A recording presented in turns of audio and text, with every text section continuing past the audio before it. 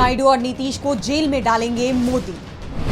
सहयोगियों को ब्लैकमेल कर रही है बीजेपी। क्यों लाया गया पीएम सीएम की गिरफ्तारी वाला विधेयक। विपक्ष ने मोदी सरकार के प्लान को किया डिकोड। प्रधानमंत्री, मुख्यमंत्री और मंत्रियों की गिरफ्तारी के बाद उन्हें पद से हटाने वाला बिल तो जेपीसी के पास चला गया है, लेकिन अपने पीछे कई सवाल छोड़ गया है कि आखिर इस बिल को संसद के मॉनसून सत्र के समाप्त होने से ठीक एक दिन पहले लाने का मतलब क्या था। सरकार को भी इस बात का एहसास था कि संविधान संशोधन बिल को पास कराने की हैसियत में वो नहीं है, फिर भी गृह मंत्री अमित शाह ने इस बिल को लोकसभा में पेश कर दिया। विपक्ष के भारी विरोध के बीच उन्होंने बिल जेपीसी के हवाले कर दिया। ऐसे में मोदी सरकार पर ही सवाल उठने लगे हैं।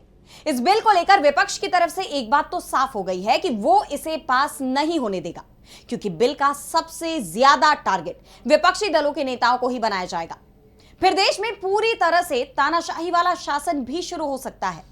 प्रधानमंत्री के हाथ में राज्यों की भी बागडोर आ जाएगी, क्योंकि सीएम को हमेशा यही डर लगा रहेगा कि पता नहीं किस मामले में केंद्र की जांच एजेंसी उसे गिरफ्तार कर ले और उसे पद से हटा दिया जाए। लेकिन सवाल यह भी उठ रहे हैं कि क्या यह बिल विपक्षी दलों पर नियंत्रण लगाने के लिए लाया गया है, क्योंकि आरजेडी के नेता तेजस्वी यादव और लोकसभा में नेता प्रतिपक्ष राहुल गांधी का जो बयान सामने आया है, उससे साफ है कि बिल के चलते विपक्ष के नेता तो निशाने पर रहेंगे ही, साथ ही एनडीए में शामिल दलों के नेता भी दबाव में रहेंगे कि अगर उन्होंने बीजेपी का विरोध किया तो गिरफ्तारी उनकी भी हो सकती है, कुर्सी उनसे भी छीनी जा सकती है। और अब दावे तो यहां तक किए जा रहे हैं कि नीतीश कुमार और चंद्रबाबू नायडू को दबाव में लाने, यानी उन्हें ब्लैकमेल करने के लिए ही सरकार ये बिल लेकर आई है, और यही कारण है कि बिल के साइड इफेक्ट दिखने लगे हैं। तो आज हम नीतीश और नायडू पर आए इसी संकट को लेकर अपनी स्पेशल रिपोर्ट में करेंगे बात। नमस्कार, मैं आराधना।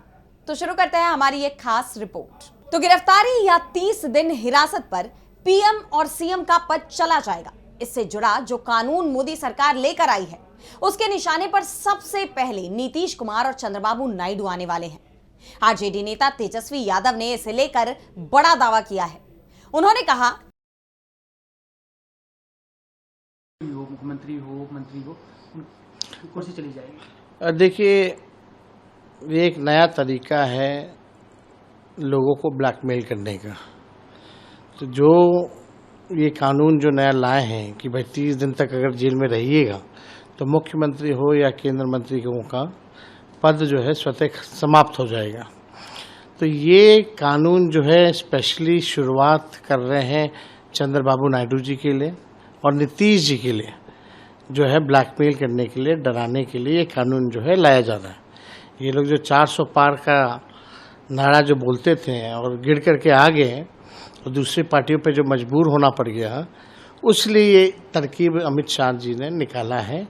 और ये कानून केवल शुरुआती तौर पर अगर देखा जाए तो नीतीश कुमार जी और चंद्रबाबू नायडू जी को ब्लैकमेल करने के लिए, डराने के लिए जो है लाया जा रहा है। आप भी जान रहे हैं कि कई नीतीश जी के साथियों पर, अधिकारियों पे, खासम खासों पर ईडी, सीबीआई, इनकम टैक्स लगी हुई है। चंद्रबाबू जी के पीछे भी जो है एजेंसियां जो है लगी हुई हैं। तो उनको ब्लैकमेल करने के लिए एक नया।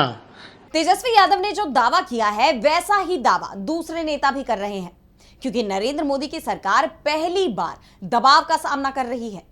10 साल तक पीएम मोदी ने जो सरकार चलाई उसमें उन्हें सहयोगी दलों की जरूरत नहीं थी, क्योंकि बीजेपी के पास अकेले ही बहुमत था। 2014 के चुनाव में बीजेपी को 282 सीटें मिली थी, जबकि बहुमत का आंकड़ा 272 का है। तो 2019 के चुनाव में बीजेपी की सीटें 303 हो गई, यानी बीजेपी को सरकार चलाने के लिए एनडीए के किसी भी दल की जरूरत नहीं थी। यही कारण रहा कि अधिकांश सहयोगी दलों को मोदी सरकार में जगह ही नहीं दी गई थी। लेकिन 2024 में बीजेपी की सीटें घटकर 240 रह गई, और अब यह सरकार पूरी तरह से नीतीश कुमार की जेडीयू और चंद्रबाबू नायडू की टीडीपी के समर्थन पर टिकी हुई है। जेडीयू के पास 12 और टीडीपी के पास 16 सांसद हैं। इसके अलावा कुछ दूसरे छोटे दल, जिसमें शिंदे गुट की शिवसेना, एलजेपीआर और तमाम छोटे छोटे दल शामिल हैं। उनके सहयोग से एनडीए का आंकड़ा 293 तक पहुंचता है। और अगर टीडीपी और जेडीयू अलग हो जाते हैं तो यह संख्या 265 ही रह जाएगी। यानी एनडीए बहुमत से कम हो जाएगा। और यही कारण है कि नीतीश और नायडू को अपने पाले में बनाए रखना बीजेपी की मजबूरी है। उन्हें एनडीए सरकार की बैसाखी भी कहा जाता है।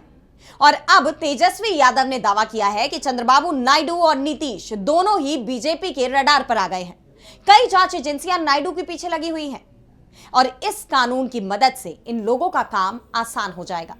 इंस्पेक्टर भी चाहे तो मुख्यमंत्री को गिरफ्तार कर सकता है। वो 30 दिन तक कस्टडी में रखेगा, जिससे मुख्यमंत्री का पद चला जाएगा। बाद में भले ही हेमंत सोरेन, अरविंद केजरीवाल की तरह ही वो लोग बरी हो जाए, लेकिन उनके सियासी करियर पर एक दाग जरूर लग जाता है। ये लोकतंत्र को कमजोर करने के लिए और संविधान को तार तार करते हुए कानून लाया जा रहा है।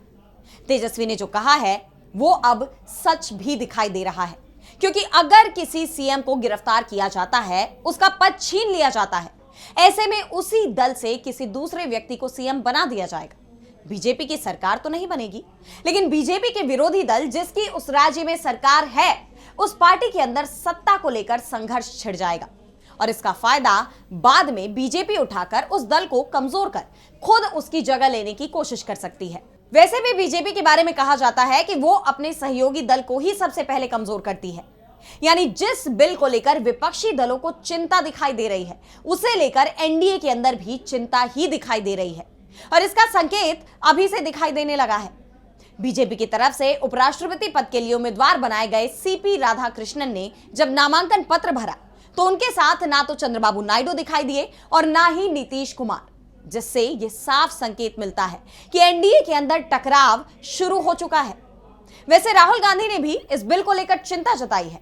राहुल गांधी ने कहा कि हम इस समय मध्यकाल में जी रहे हैं। उस समय राजा अपनी इच्छा से किसी को हटा देता था। लोकतांत्रिक रूप से चुने गए व्यक्ति का कोई मोल नहीं है। अगर आपका चेहरा पसंद नहीं तो ईडी को केस दर्ज करने का आदेश दे दिया जाता है और 30 दिनों में चुना हुआ नेता खत्म।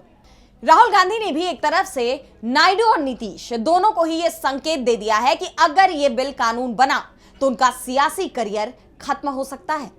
अब ऐसे में सवाल ये उठ रहे हैं कि क्या जो बिल अमित शाह की तरफ से लोकसभा में पेश किया गया था वो पास हो पाएगा। वैसे तो अभी यह बिल जेपीसी में भेज दिया गया है। जेपीसी से कुछ संशोधन के बाद यह बिल फिर से लोकसभा में पेश होगा, लेकिन बिना विपक्ष के सहयोग के यह बिल संसद से पास नहीं हो पाएगा। ऐसे में विपक्ष को एक और डर सता रहा है कि कहीं ईडी और सीबीआई की मदद से तो बिल पास कराने की कोशिश नहीं होगी। वैसे भी मोदी सरकार पर केंद्रीय एजेंसियों के दुरुपयोग के आरोप पहले से ही लगते रहे हैं और अब जब से यह बिल सदन में पेश किया गया है तब से ये आरोप दोबारा लग रहे हैं। इस बिल ने ना सिर्फ विपक्षी दलों की बल्कि एनडीए के ही सहयोगियों की चिंता बढ़ा दी है। तो आज स्पेशल रिपोर्ट में इतना ही। अगर आपको ये वीडियो पसंद आई तो वीडियो को लाइक करना ना भूलें और चैनल को सब्सक्राइब कर लें। इसके साथ अब मुझे दीजिए इजाजत और देश दुनिया की तमाम बड़ी खबरों के लिए देखते रहिए डीवी लाइव। नमस्कार।